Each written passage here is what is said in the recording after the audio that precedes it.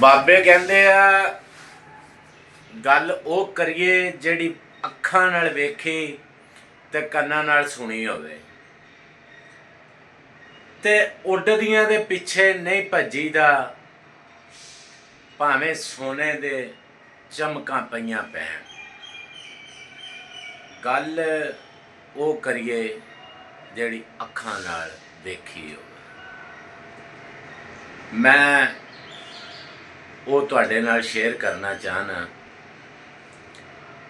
ਕਿ ਦਿਲ ਦੇ ਜਿਹੜੇ ਟੁਕੜੇ ਹੁੰਦੇ ਨਾ ਬੰਦਿਆਂ ਦੇ, ਜਾਨ ਤੋਂ ਪਿਆਰੇ ਹੁੰਦੇ ਆ, ਬੰਦਿਆਂ ਨੂੰ ਉਹ ਵੀ ਧੋਖੇ ਦੇ ਜਾਂਦੇ ਆ।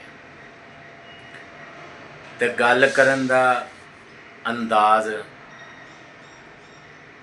ਕਿਤੇ ਬਾਬਿਆਂ ਕੋਲ ਬਹੋ ਤੇ ਗੱਲ ਕਰਨ ਦੀ ਗੱਲ ਸਿੱਖੀ ਜਾਵੇ, ਗੱਲ ਸ਼ੁਰੂ ਕਰਨ ਦਾ ਤਰੀਕਾ ਸਿੱਖਿਆ ਜਾਵੇ, ਵੱਡਿਆਂ ਨਾਲ ਕਿਵੇਂ ਬੋਲਣਾ ਉਹ ਸਿੱਖਿਆ ਜਾਵੇ। ਸਾਡੇ ਕੋਲ ਕੁਛ ਨਹੀਂ ਗਾ।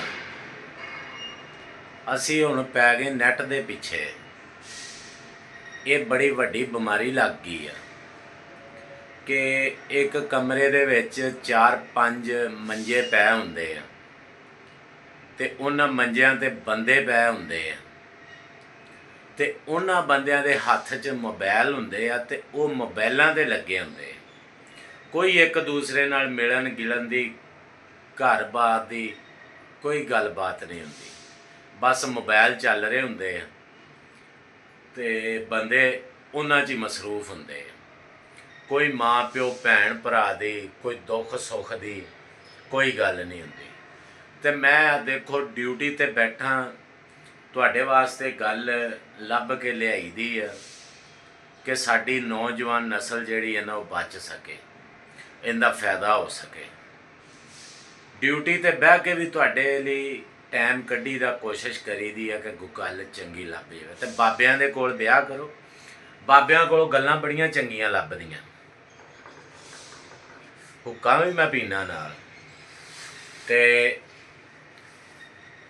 ਇਹ ਕਿਸੇ ਨੇ ਵੱਟੇ ਨੂੰ ਪੁੱਛਿਆ ਸੀ ਨਾ ਗੋਲ ਕਿਉਂ ਹੋਇਆ, ਉਹਨੇ ਕਿਹਾ ਠੇਡੇ ਖਾ ਖਾ ਕੇ। ਤੇ ਬੰਦਾ ਸਮਝਦਾਰ ਉਦੋਂ ਹੀ ਹੁੰਦਾ ਜਦੋਂ ਠੇਡੇ ਵੱਜ ਕੇ ਨਾ, ਸੱਟਾਂ ਵੱਜ ਕੇ ਦਾਣਾ ਹਿੱਲ ਜਾਣ, ਗਿੱਟੇ ਹਿੱਲ ਜਾਣ, ਜੋੜ ਹਿੱਲ ਜਾਣ, ਤੇ ਉਦੋਂ ਬੰਦੇ ਨੂੰ ਸਮਝ ਆਉਂਦੀ ਤੇ ਉਦੋਂ ਵਕਤ ਲੰਘ ਗਿਆ ਹੁੰਦਾ। ਉਦੋਂ ਕੁਛ ਸਮਝਣ ਦੀ, ਸੰਭਾਲਣ ਦਾ ਕੁਛ ਨਹੀਂ ਬਚਿਆ ਹੁੰਦਾ। ਤੇ ਜਿਹੜਾ ਵਕਤ ਹੈ ਇਹਨੂੰ ਸੰਭਾਲਣਾ ਤੇ ਸਮਝਣਾ ਬਹੁਤ ਮੁਸ਼ਕਿਲ ਹੈ ਹਰ ਬੰਦੇ ਵਾਸਤੇ। ਜਵਾਨੀ ਜਦੋਂ ਚੜ੍ਹਦੀ ਹੈ ਨਾ, ਇਹ 4 ਦਿਨ 'ਚ ਮਸਤਾਨੀ ਹੁੰਦੀ ਹੈ ਤੇ ਮਸਤਾਨੀ ਜਵਾਨੀ ਦੇ ਵਿੱਚ ਬੰਦਾ ਉਹੋ ਹੀ 4 ਦਿਨ ਬੰਦੇ ਦੇ ਸਮਝਣ ਦੇ ਹੁੰਦੇ ਆ, ਸੰਭਲਣ ਦੇ ਹੁੰਦੇ ਆ, ਖੜਿਆਂ ਹੋਣ ਦੇ ਹੁੰਦੇ ਆ, ਜ਼ਿੰਦਗੀ ਦੀ ਬੁਨਿਆਦ ਰੱਖਣ ਦੇ ਹੁੰਦੇ ਆ। ਤੇ ਉਹੋ ਹੀ ਬੰਦਾ ਜਿਹੜਾ ਸਮਝ ਗਿਆ ਉੱਥੇ ਉਹ ਸਮਝ ਗਿਆ, ਤੇ ਜਿਹੜਾ ਬੰਦਾ ਡੋਲ ਗਿਆ ਉਹ ਡੋਲ ਗਿਆ। ਗੱਲ ਮੇਰਾ ਵੀਰ ਤੁਹਾਡੇ ਨਾਲ ਇਸੇ ਲਈ ਕੀਤੀ ਹੈ ਕਿ ਸਾਡੇ ਤਾਂ ਦਿਨ ਗਏ ਲੰਘ ਹੁਣ, ਸਾਡਾ ਤਾਂ ਪਿਆ ਗਿਆ ਮੋੜਾ, ਤੇ ਹੁਣ ਤੁਸੀਂ ਆਪਣਾ ਸੰਭਾਲਾ ਕਰਨਾ ਜੇ। ਇਹ ਖਾਸ ਪੈਗਾਮ ਮੇਰਾ ਨੌਜਵਾਨ ਨਸਲ ਵਾਸਤੇ ਆ। ਪਿੰਡ ਦੇ ਵਿੱਚੋਂ ਬਾਬਾ ਵੇਖੋ, ਬਾਬੇ ਕੋਲ ਬਵੋ, ਬਾਬੇ ਨੂੰ ਵੀ ਪਰਖੋ, ਬਾਬੇ ਵੀ ਵਿੱਚ ਸ਼ੈਤਾਨ ਹੁੰਦੇ ਆ। ਹਾਂਜੀ, ਜਿਹੜੇ ਤੁਹਾਡੇ ਬੈਠਿਆਂ ਗੱਲ ਹੋਰ ਕਰਨ ਦੇ, ਮੇਰੇ ਤੇ ਤੁਸੀਂ ਮੇਰੇ ਪਿੱਛੇ ਲੱਗ ਕੇ ਬਾਬਿਆਂ ਕੋਲ ਬਹਿਣ ਲੱਗ ਪਓ ਤੇ ਬਾਬੇ ਤੁਹਾਨੂੰ ਸ਼ੈਤਾਨੀ ਦੀਆਂ ਗੱਲਾਂ ਦੱਸਣ ਤੇ ਤੁਸੀਂ ਉਸ ਪਾਸੇ ਟੁਰ ਪਓ। ਬਾਬਾ ਵੀ ਸਿਆਣਾ ਵੇਖਣਾ, ਸਮਝਦਾਰ ਵੇਖਣਾ, ਜਿਹੜਾ ਅੱਛਾ ਬਾਬਾ ਹੋਵੇ।